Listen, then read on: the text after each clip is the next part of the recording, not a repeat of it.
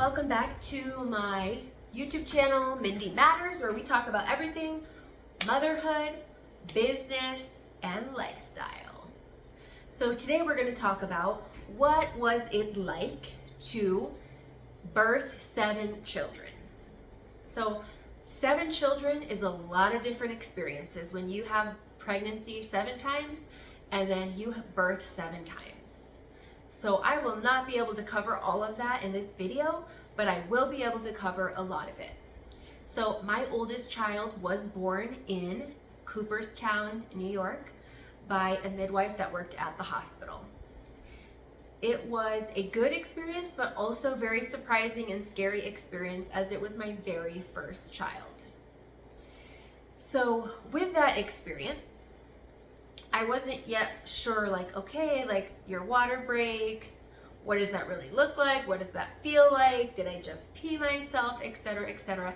So once I figured out that my water did break, of course, I went to the hospital. I think it was like a 40-minute drive. I was in a pretty rural part of New York at that time, and I was very young. I was 21 years old, and I got to the hospital. I had a doula that was with me. She was absolutely amazing.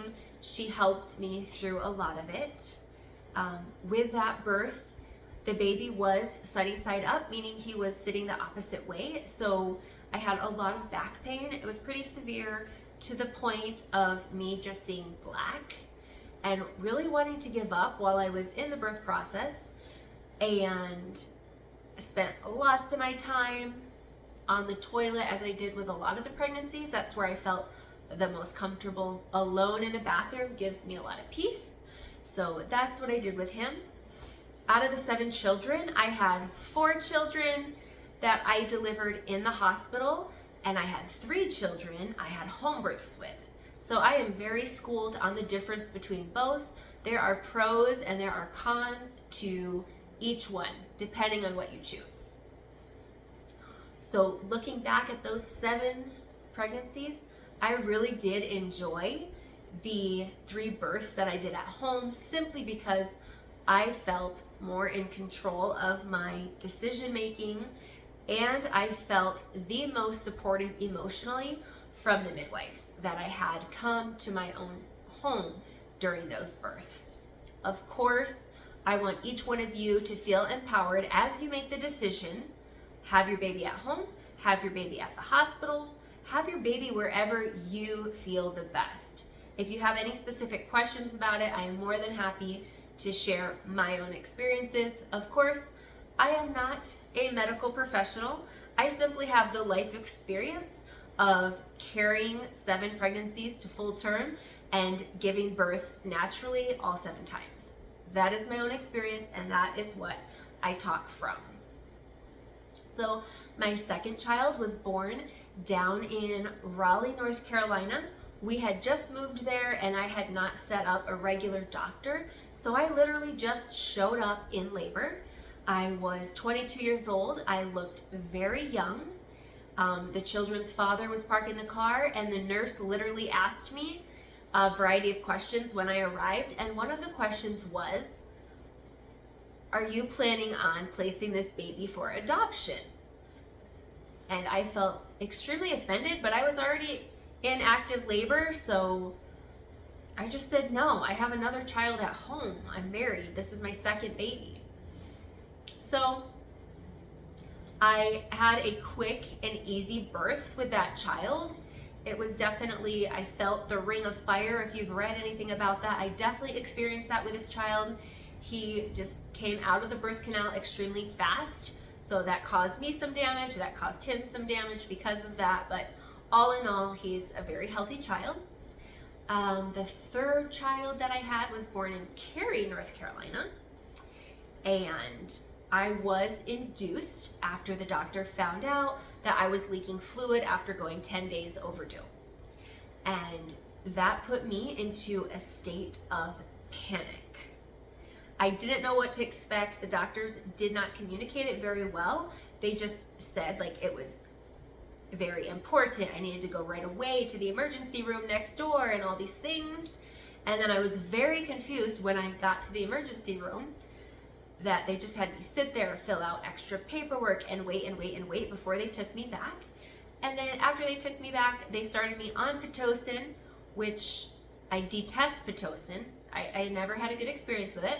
And then I literally labored for about 11 hours. So from the afternoon into the evening, and I was completely exhausted. There, I also had a midwife that worked in the hospital. And moving on to my fourth child. My fourth child was born in a little teeny tiny town in upstate New York. That's when I really started looking at the idea of giving home births, because I didn't love my last experiences at hospitals. But in the state of New York, it is actually illegal to give birth at home. So I made a plan. My plan was to stay at home in labor as long as humanly possible, to skip out on having to have Pitocin, to skip out on having to have the nurses or the doctors, whomever, like check me a lot of times and all that. So during that entire pregnancy, that 40 weeks, I studied and studied about mindset, about giving birth. I researched supernatural birth. So I would lay down and meditate about having an easy birth. And I did this the whole entire time. And I'm very happy to say that all my hard mental work that I did really paid off. So I got to the hospital and I just looked straight at the nurse when she signed me in, and I said, hey, this is gonna be quick and easy. And she was the best nurse I had ever experienced up to that time. And she said, you know what, I believe you. When moms come in and they say that, I believe them and it happens.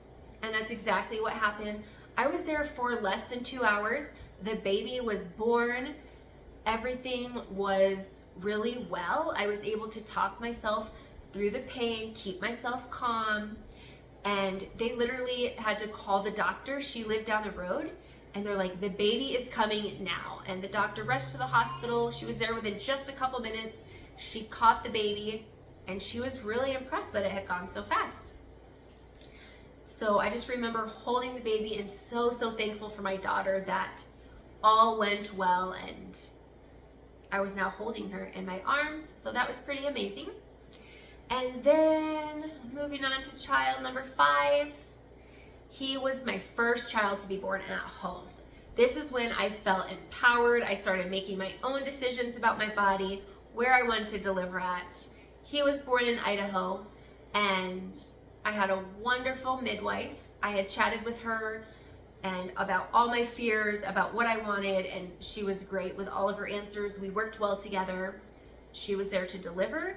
With that child, I actually learned that not only are there different positions in childbirth that can help open your hips while you're laboring, but you can actually, and sometimes it is necessary, to stand up while you're giving birth. So if you can imagine, I was in full active labor. This baby felt like it was coming out, and she randomly tells me very intensely, you need to stand up so that you don't tear. And I was like, what? Are you serious? You want me to stand up right now while I'm having this intense pain? She's like, yes, stand up, stand up. So I stand up. She catches the baby.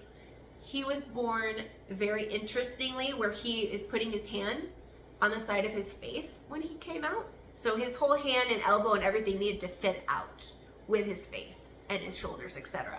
So that's why she wanted me to stand. And then my 6th child, he was born in the first home that I ever purchased. And recovery was very easy because I literally only had to go a few steps to my bedroom. So I loved and appreciated that. And he too was born very quickly. We barely had time to fill up the birthing pool before he was born. Again, that pregnancy, I really did focus on myself. I focused on overcoming my mental fears. I focused on breath work. I did all these things to make it easier. And then by the time I had my 7th baby, I really knew what was important. I knew what I feared. I knew what I needed to succeed. And she was born in that same house as my son. And it was a very quick. I called the midwives, they got there. They had just enough time to set up everything, fill the pool, and it was time to give birth. And her birth, really, I had a supernatural encounter where I saw myself like outside of my body. I saw that her name was Promise, and that she was a promise that I would have the chance to have a happy life. At that time, I was in a very, very unhappy marriage where I did not feel supported. I did not feel cared for. I felt like I was doing all of the work to make life happen and taking care of all of the children and myself and my partner. And it was a very hard time. But I knew after her birth that I needed to be strong. I needed to be emotionally strong for myself, give myself all the support and care I needed, and reach out to friends to talk to whenever I felt lonely, when I felt overwhelmed, etc. They did a great job at helping me through that very, very hard time. And then shortly after that is when I decided to leave the kids' dad, and then the rest is history. I started counseling, I started understanding things, and then eventually I did file for divorce. We separated and have since moved on with our lives. So that is a very short compilation of my experience having 7 kids. If there is interest, I will definitely go into more details about any aspect, really, about the pregnancies, about giving birth. I know I have a lot of knowledge that I can share. If somebody especially is like, you just found out you're pregnant yesterday, I have a lot of tips and tricks and just a list of things that you go through, from choosing your doctor, choosing your midwife, choosing your provider, choosing where you're going to give birth at. I know with COVID, it really did change the birthing system with who you can have to support you, who can visit you in the hospital, etc., etc. So if that's something you're interested, please comment below. Let me know. I'd be happy to run a video about that. And that's it for today. So I wish you light and love I am sending you, and have a great rest of your day.